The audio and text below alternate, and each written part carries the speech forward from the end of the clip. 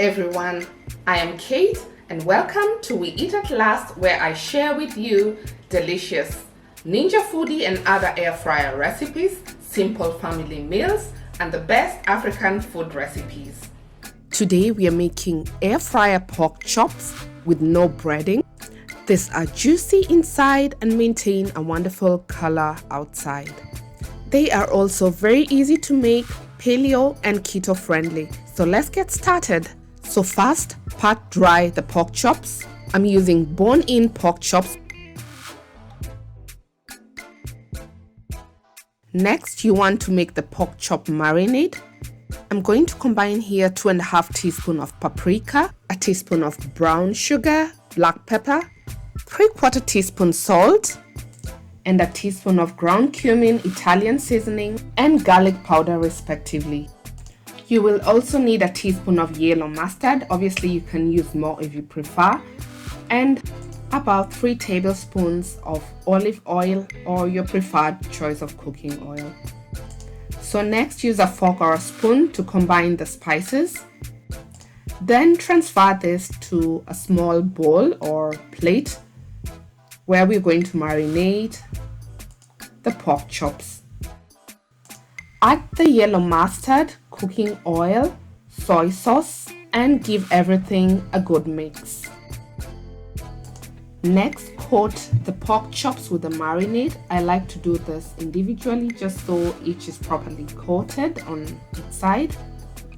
You then want to allow the pork chops to marinate for at least 30 minutes or overnight for best results. Place the marinated pork chops inside your air fryer, but do not stack them on top of each other. The time it takes to air fry pork chops will depend on how thick they are, as well as whether you're air frying bone-in or boneless pork chops.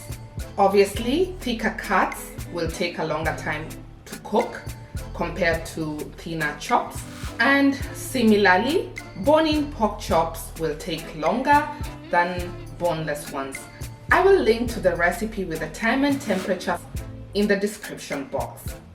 Air fry, making sure to flip mid-cooking. Once done, use an internal read thermometer to check whether the pork chops are safe for eating.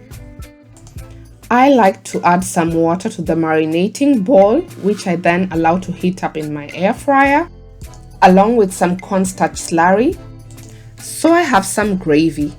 My Ninja Foodi has an inner pot that allows me to do this, but you can use a regular baking tin if your air fryer doesn't have such an inner pot. I then season it with salt and pepper or as desired, and that's how I get an easy gravy to pair it up with.